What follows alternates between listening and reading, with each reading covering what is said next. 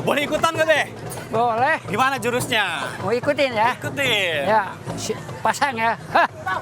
Ya, ke depan aja. Ya, gini aja lah. Ya. Hah. Ya. Hah. Yang kiri. Ya, kiri sama ya. Ya ya. Oke. Sikut potong. Ya, yang kiri. Timpa lagi. Iya. Ah. Tinggas. Ha. Ah. Ha. Ah. Ah. Lagi. Iya. Ya. Siku. Ah. Ya. Ha. Ah.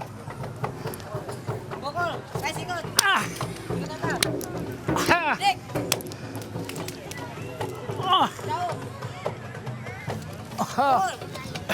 Kenyang ya. Susah sekali ya. Be udah berapa tahun latihan silat? Saya kalau mulai terjun latih aja ya, 74 saya udah terjun latih.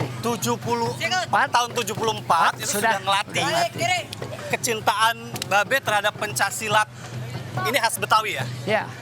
Apa yang mendorong Babe untuk menekuni pencaksilat? Ya, nomor satu untuk pertahanan lingkungan. Pertahanan lingkungan. Kedua, kalau ada huru-hara kita kan harus Jadi tanganin. masyarakat bisa berpartisipasi Ya, gitu untuk ya. pendekatan. Jangan pada zaman sekarang Ya.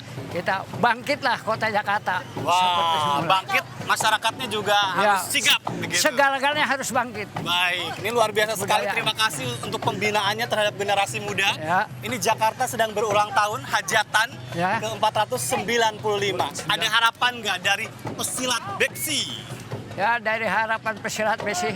Sebelumnya saya tutup mata atau saya meninggal, Ya. pesilat kebudayaan apapun harus maju, bangkit kembali di kota Jakarta. Luar biasa. Mudah-mudahan ya. Jadi ada juga perhatian bagi para seniman begitu ya. Tapi kalau berbicara tentang Jakarta B, kita tahu bahwa Jakarta ini banyak sekali pembangunannya sekarang ini ya. Banyak ikon-ikon, udah jalan-jalan nggak ke JPO Pinisi? Ada juga Taman Tebet, ada banyak lah pokoknya ya. Penasaran? Kita lihat nih dalam liputan yang berikut ini Jakarta hari ini pemirsa.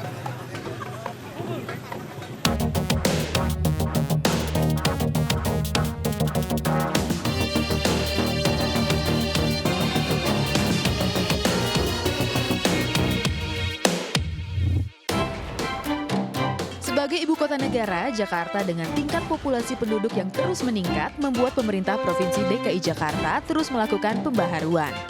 Mimpi warga Jakarta menjadi nyata saat Gubernur DKI Jakarta Anies Baswedan berhasil menyelesaikan pembangunan stadion termegah milik Jakarta, yaitu Jakarta International Stadium atau JIS.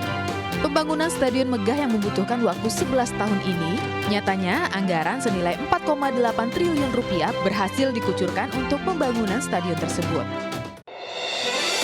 Masih di wilayah Jakarta Utara, 6 tahun pasca digusur, Kampung Susun Akuarium resmi berdiri. Kampung Susun Akuarium berdiri di atas lahan seluas 10.575 meter persegi. Pemerintah Provinsi DKI Jakarta mengatakan pembangunan Kampung Susun Akuarium menjadikan pandangan baru bagi warga dan mengenalkan program strategis dalam peningkatan kualitas kawasan pemukiman dan masyarakat Jakarta. Kita menuju pusatnya Jakarta. Pemprov DKI Jakarta melakukan revitalisasi Taman Ismail Marzuki atau TIM yang menjadi pusat kegiatan seni dan budaya di pusatnya Jakarta. Gedung Panjang menjadi salah satu keunikan baru TIM ini, menampilkan wajah baru yang lebih segar dibanding TIM sebelumnya. Berbicara prioritas, Pemprov DKI juga menyelesaikan penataan ulang 12 trotoar di Jakarta, di mana penataan ulang trotoar ini bertujuan untuk memberi kenyamanan bagi pejalan kaki. Tidak hanya itu, jalur hijau, penerangan jalan umum, revitalisasi taman hingga menampilkan gaya baru untuk jembatan penyeberangan orang atau JPO menjadi fokus Pemprov DKI selanjutnya. Seperti yang baru saja viral beberapa waktu ini di mana jembatan penyeberangan orang dan sepeda pinisi di Jalan Sudirman menjadi magnet baru bagi warga Jakarta. Namun, mata dunia sempat tertuju pada Indonesia saat Jakarta berhasil menjadi tuan rumah untuk perhelatan terbesar Formula E. Event pertama kali ini dinilai melahirkan kesuksesan besar dan dapat mendorong kebangkitan ekonomi, pariwisata, olahraga, serta sekaligus memperkenalkan penggunaan mobil listrik ke depannya. Dengan tujuan dapat mengurangi polusi udara yang nyatanya program Langit Biru tetap menjadi pekerjaan rumah Pemprov DKI Jakarta ke depannya.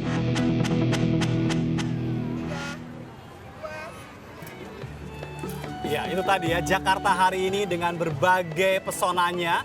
Dan yang menjadi menarik kemudian adalah masih adakah pekerjaan rumah yang harus dilakukan oleh pemerintah dan juga warganya. Ini sudah bersama saya, Nirwono Yoga, pakar tata kota. Selamat malam. Selamat malam Mas Hajar. Ini kita berada di Kota Tua. Ya. Ya, ini revitalisasi sedang dilakukan. Nampaknya betul. akan memberikan wajah baru di kemudian hari. Begitu ya. Betul. Ini kita berada di titik nolnya Jakarta ya. Titik nolnya Jakarta. Ya. Titik nolnya ibu kota. Sebelum nanti berganti ke Iya, IKN ya. betul, Baik, betul. tapi kalau bicara tentang Jakarta hari ini Ya. ke 495, kalau dari sudut pandang Anda bagaimana dengan pembangunannya? Ya, secara umum infrastrukturnya sudah berkembang pesat ya dalam 5-10 tahun terakhir ini. Memang ada beberapa PR yang tetap harus dituntaskan ya. Meskipun nanti ibu kotanya berpindah ya. Ya. PR pertama tentu bagaimana Jakarta itu harus dalam tanda petik bebas banjir. Artinya banjirnya berkurang secara signifikan. Menurut ya. Anda hari ini masih seperti apa? Hari ini dalam 5 tahun terakhir ini ada beberapa PR yang juga tidak berjalan dalam penanggulangan banjir ya. Meskipun kita apresiasi sudah dilakukan program seperti gerbek lumpur kemarin, terus kemudian pembuatan sumur resapan air dan juga penambahan pompa. Tetapi hal yang paling mendasar seperti pembenahan sungai ya, kemudian revitalisasi situ dan lumbung waduk, perbaikan saluran air kota ya, dan juga penataan kawasan pesisir utara belum maksimal ya. Sehingga banjir-banjir masih terjadi ya, seperti tahun 2020 misalnya yang terdekat kemarin itu banjir kiriman. Baik. 2021 itu banjirnya banjir lokal. Selain Tahun banjir, ini banjir rob. Ya. ada lagi? PR yang kedua, hari ini beberapa hari yang terakhir ini ya, dari Kamis kemarin sampai dengan Senin ini kami pantau, Jakarta masuk dalam kualitas udara terburuk di dunia lagi ya. Ini juga menjadi PR berat bagi kepala daerah, bagaimana kita mampu menurunkan polusi udara kita. Nah, ini PR yang harus dilakukan seperti pembatasan kendaraan, mendorong orang beralih ke transportasi Ya, massal. apalagi kalau kemarin kita- kan kita tahu ada program Jakarta Langit Biru yang digaung-gaungkan begitu ya. Terus kemudian sudah kita lihat juga ada operasionalan bis listrik ya. Ke Kota Tua juga didorong untuk menggunakan transportasi massalnya juga bagian dari upaya mengurangi pencemaran udara. Bahkan Kota Tua akan menjadi salah satu zona atau kawasan dilarang ada kendaraan. Maka sekarang dilakukan program revitalisasi trotoar. Baik. Ini contoh-contoh yang sudah dilakukan untuk mengurangi emisi karbon dan juga polusi udara Kota Jakarta. Meskipun juga masih banyak PR ya. Ya. Seperti revitalisasi trotoar ya. Kalau sekarang ini masih di tengah kota, kita berharap trotoar juga semakin bagus tapi di pinggiran kota juga. Mas Nirwono, kita tahu Ya. bahwa pemerintah ini banyak melakukan pembangunan beberapa ikon ya. Ya, betul. Dan Ya, kita ya, tahu betul. juga Ya. hari ini kalau saya lihat di sosial medianya Gubernur DKI Jakarta, beliau memunculkan itu. Ya, betul.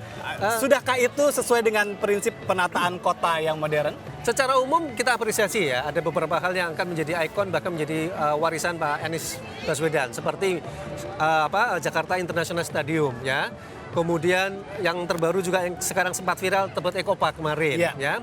Terus kalau teman-teman tahu di Sudirman Tamrin pasti revitalisasi JPO ya, beberapa JPO yang menarik seperti JPO Pinisi misalnya ya. Ini juga menjadi contoh penataan kota menuju ke upaya yang lebih baik lagi. Belum kalau saya katakan tadi revitalisasi tim yang sudah hampir selesai misalnya ya. Jadi upaya-upaya ini patut diapresiasi, tetapi dengan banyak catatan misalnya program-program yang lebih mendasar harus kita tuntaskan tadi seperti penanganan banjir, pengurangan polusi udara itu penting, dan yang terpenting lagi ini Mas, bagaimana mengentaskan kemiskinan DKI Jakarta. Artinya bahwa pembangunan fisik juga harus disertai dengan pembangunan sosial manusianya, masyarakat, betul begitu ya. sekali. Nah, Ya, sejauh betul. ini seperti apa pembangunan sosialnya kalau Anda lihat? Ya, untuk pembangunan sosial masyarakat ada 3 catatan saya ya. Yang pertama memang ada beberapa upaya peremajaan kawasan kampung ya. Tetapi ini belum secara merata di seluruh kawasan DKI Jakarta. Itulah kemudian kenapa survei September 2021 mengatakan bahwa tingkat kemiskinan DKI Jakarta itu seperti 17 tahun yang lalu. Nah, berarti ini kan ada kemunduran ya, 15-17 tahun yang Mungkin lalu. itu juga dampak dari pandemi ya. Betul. Ya, ini sebagai upaya bagaimana dalam waktu singkat nanti ada upaya pemulihan, percepatan pemulihan ekonomi ini penting supaya mereka juga keluar dari garis kemiskinan. Itu satu peremajaan kawasan. Kedua juga yang diminta lapangan kerja nih Mas.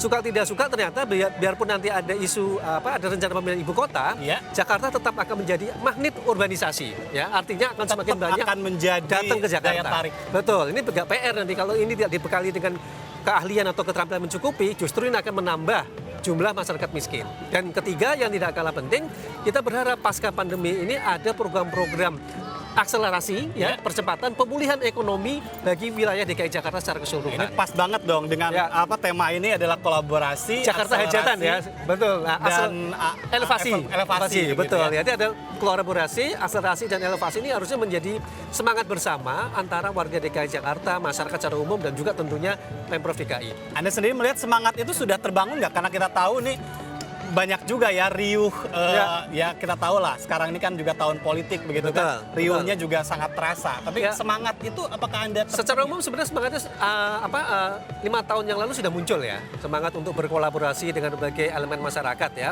Tetapi yang kita harus akui juga dalam 5 tahun terakhir ini tetap terjadi polarisasi gitu. Ini yang menurut saya harusnya menjadi catatan bagi kita berharap nanti pilkada berikutnya sudah tidak lagi ada polarisasi seperti ini. Karena apa? Ini akan mempengaruhi terhadap apresiasi kita terhadap kinerja yang dilakukan oleh gubernur. Iya. Nah, kalau polarisasi masih terjadi seperti ini, maka sebaik apapun atau sebagus apapun program-program yang dilakukan oleh kepala daerah tetap akan terbagi dua. Baik. Gitu. Yang menarik hari ini ada lagi. Gubernur DKI Jakarta mengatakan bahwa Jakarta harus menjadi kota yang global. Ya, betul. Nanti kita akan bahas itu ya. Tetap bersama kami, MNC News Prime akan segera kembali.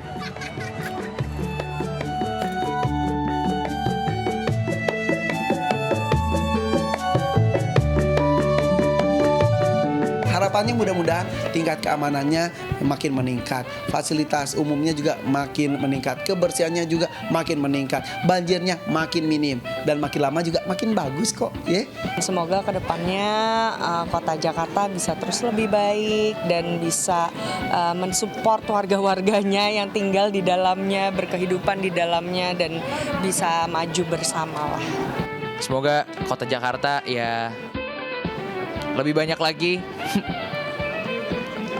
lahan pekerjaan buat orang-orang di Jakarta, semakin maju pembangunannya, dan semoga semakin hijau sih ke depannya ya. Selamat ulang tahun untuk DKI Jakarta yang ke-495 tahun. Semoga semakin jaya, jaya, jaya. Mantap. Kalau saya bilang sama teman-teman saya yang selalu berkeluh kesah dengan Jakarta, saya katakan begini, jangan ngeluh, kalau gitu nyalain lilin aja gitu ya, supaya jalan orang itu terang, supaya nggak kepentok-pentok kakinya, kesandung-sandung, karena nggak tahu bagaimana jadi penduduk Jakarta yang benar gitu. Lakukan sesuatu, sekarang zamannya sosial media, lakukan syiar kebaikan di sosial media tentang menjaga kota kita yang tercinta. Dan rasanya itu hal kecil tapi dampaknya besar sekali sebetulnya. Ya mudah-mudahan kemacetan sama banjir udah selesai deh, cukup.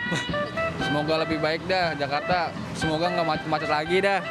Ya tetap maju, tetap lebih cantik lagi. Mudah-mudahan lebih maju lagi kotanya, bisa belajar dari negara lain dan juga bisa menjadi contoh untuk Indonesia juga.